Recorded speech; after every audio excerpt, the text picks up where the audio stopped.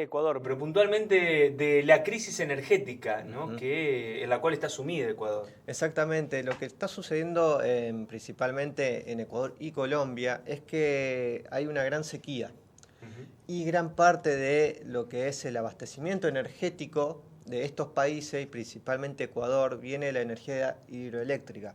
Entonces, al haber sequía, al haber menos caudal de agua en los ríos, están generando muchísima menos energía, y esto generó que en la semana pasada, 2 días hubo racionamiento energético, es decir, durante 5 horas se cortó la luz en todo el país.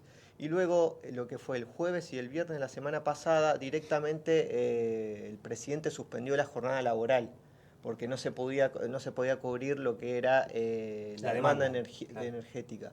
Y bueno, esto tuvo también grandes repercusiones en lo que fue el referéndum constitucional de ciertas medidas, 11 específicamente el día domingo en Ecuador. Ujú. ¿Esto en qué se basaba básicamente? Ecuador viene de un periodo bastante turbulento, podemos decir del último año, en el que básicamente lo que se está avanzando por parte del presidente es en la lucha contra el narcotráfico. Y esto influyó en cierta medida estos apagones energéticos, porque tuvo que despedir a la ministra de Energía. Incluso el presidente denunció que esto fue una medida de sabotaje para este referéndum, que no es específicamente algo técnico como un referéndum constitucional, es mucho más amplio. ¿Por qué? El año que viene hay elecciones presidenciales y Noboa se quiere presentar, y esto iba a ser un termómetro para medir su popularidad. Claro. Y Para saber justamente, dónde está parado. exactamente, esta sequía ya viene de hace tiempo, pero justo la última semana empezaron a suceder todas estas medidas, ¿no? De tener que racionalizar la energía, suspender la jornada laboral, y fue un termómetro también para medir esto y la lucha contra el narcotráfico. Ujú. Lo cierto es que de las 11 medidas, 9 se aprobaron, pero dos de las que no se aprobaron eran en cierto punto estratégicas. Una era, por ejemplo, cambiar la legislación laboral. En Ecuador están los contratos por tiempo fijo, pero lo que quiso Sí. hacer el gobierno ecuatoriano es sumar contratos por horas. ¿Para qué? Para pasar en blanco a gran parte de la población Ujú. que es económicamente activa, pero está trabajando en el mercado negro, ¿no? Y luego la otra medida era el arbitraje internacional. Esta medida era importante porque la idea era que las inversiones, en caso de que haya una disputa respecto a algún conflicto, se solucione a través del arbitraje. Ujú.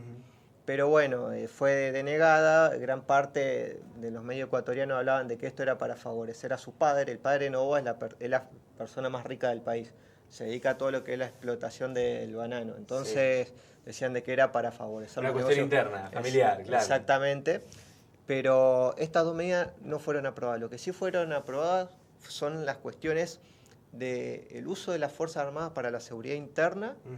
y también medidas como la extradición para narcotraficantes principalmente y acusados de terrorismo. La verdad que no la tiene nada fácil Ecuador, porque tiene dos frentes de batalla bastante complejos, principalmente el Ujú. del narcotráfico, Sí, al cual se suma ahora esta crisis energética. Y exactamente. también parte política. Y sí, porque muchas de estas medidas que se aprobaron del paquete de seguridad, que son reformas constitucionales, impactan en lo que son los códigos penales, y eso lo tiene que tratar después el Poder Legislativo. Y Noboa tiene minoría, la mayoría la tiene Correa, que es el principal opositor. Y hace unos días entró a la Embajada de México para meter preso a su ex vicepresidente, a Ujú. Jorge Glass. Entonces la situación en Ecuador es muy caótica. Caótica, caótica, caótica. Totalmente. Bueno, pero es lo que hablamos siempre, ¿no? En países latinoamericanos, que esta realidad se agrava, ¿no? Tiene periodos. Ujú. Este es uno de los más oscuros y difíciles, ¿no? Que atraviesa Ecuador. Exactamente, principalmente porque durante lo que fueron las presidencias de Correa, y podemos sumar a Lenín Moreno, la verdad que la situación estaba bastante tranquila. La Ujú. única cuestión que movilizaba el sistema político ecuatoriano eran las revueltas de las comunidades indígenas, Ujú. que tienen mucho peso. Pero luego lo cierto es que Ecuador es un país de los más convulsionados de América Latina, y sobre todo de Sudamérica. Hoy la única realidad que tiene Novoa es que tenga una crecida, ¿no? El río para poder Exactamente. sobrellevar esta crisis energética que está atravesando. Exactamente, y también pensemos el impacto económico, ¿no? Claro. Porque también para las plantaciones de banano, que es uno de los principales productos que exporta Ecuador, esto está afectando bastante.